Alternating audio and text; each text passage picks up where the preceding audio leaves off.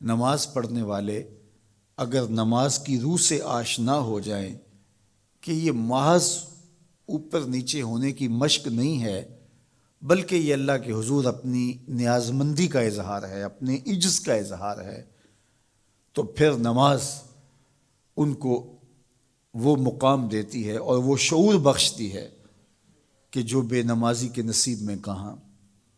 انسان کے اشرف اعضاء اس کے سر میں ہیں، بولنے کی قوت زبان سر میں، دیکھنے کی قوت آنکھیں سر میں، سننے کی قوت کان سر میں، سوچنے کی قوت دماغ سر میں، سونگھنے کی قوت ناک سر میں، اور یہ سر مالک کے در پہ۔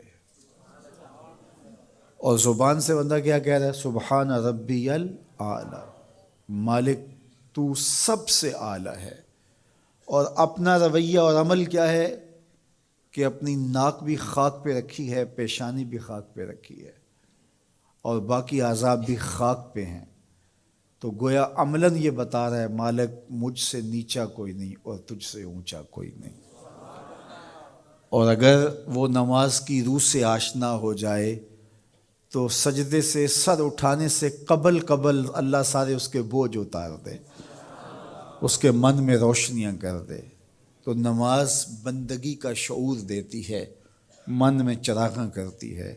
اللہ کے حضور جھکنے سے بندہ ایسا بندہ کامل بن جاتا ہے کہ پھر وہ کسی اور کے آگے نہیں جھکتا۔ تو اپنی اولاد کو نماز کی محبت دو، نماز کی ترغیب دو، نماز کی عادت دو اور نماز کا حکم دو، اور ان کی عادت راسخ ہو جائے، طبیعت میں پختگی کے ساتھ نماز کو اختیار کرنا ان کی طبع میں جم جائے۔ نماز ان کی طبیعت میں نظم پیدا کرے گی، ان کو نظم و ضبط کا پابند بنائے گی، اور ان کی صحت کی ضامن ہوگی، اور ان کے باطن کی طہارت کا سبب اور ذریعہ ہوگی۔ اس لیے کہا کہ اللہ کے حضور جھکنا نہ بھولنا اور نماز قائم کرنا۔ نماز کا تعلق اپنے آپ سے ہے کہ وہ اپنے آپ کو سنوارتا ہے، تقرب اللہ کے لیے اس کی اپنی عملی کوشش ہے۔ بندے اور خدا کا ایک ربط ہے نماز۔ اسی طرح یہ خیال کہ میرا مالک مجھے دیکھ رہا ہے، اس سے بھی تہذیب نفس ہوتی ہے، باطن کی تربیت ہوتی ہے۔ انسان ایک حصار میں آ جاتا ہے، ایک پہرے میں آ جاتا ہے کہ میرا اللہ مجھے دیکھ رہا ہے، اور پھر وہ قدم پھونک پھونک کے رکھتا ہے۔ وہ اچانک لوگ بیٹھے ہوئے ہوں نا، تو آج کل یہ سوشل میڈیا کا زمانہ ہے، تو کوئی کیمرہ سیدھا کر لے تو ایک دم مرتب ہو جاتے ہیں، اس لیے کہ اب ہماری تصویر آنے والی ہے۔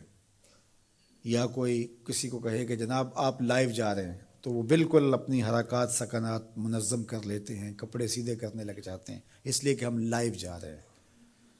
وہ لائیو چاہے 5 آدمی دیکھ رہے ہوں، چاہے 10 آدمی دیکھ رہے ہوں، لیکن پھر بھی چونکہ ہم لائیو جا رہے ہیں تو اپنی حرکات سکنات مرتب کر لیں گے، منظم ہو جائیں گے۔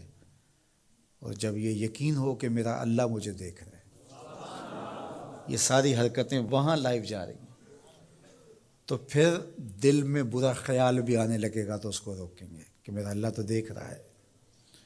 پھر بولی بھی مرتب ہو جائے گی، پھر رویے بھی مرتب ہو جائیں گے، طرز معاشرت بھی منظم ہو جائے گا، آنکھیں بھی نہیں بھٹکیں گی، خیال بھی نہیں بہکیں گے، سوچیں بھی آوارہ نہیں ہوں گی، چاہے آپ بند کمرے میں کیوں نہ ہوں پھر بھی منظم رہیں گے، اس لیے کہ میرا اللہ مجھے دیکھ رہا ہے۔ تو یہ یقین زندگی کو منظم کرتا ہے۔ تو اس کا تعلق بھی انسان کی ذات سے تھا۔ نماز سے بھی تہذیب نفس ہے، اللہ سے تقرب حاصل ہوتا ہے۔ اب کہا تو خود غرض نہ بننا کہ اپنے آپ کو سنوار لیا اور کافی ہے، نہیں، لوگوں کو بھی نیکی کا حکم دینا۔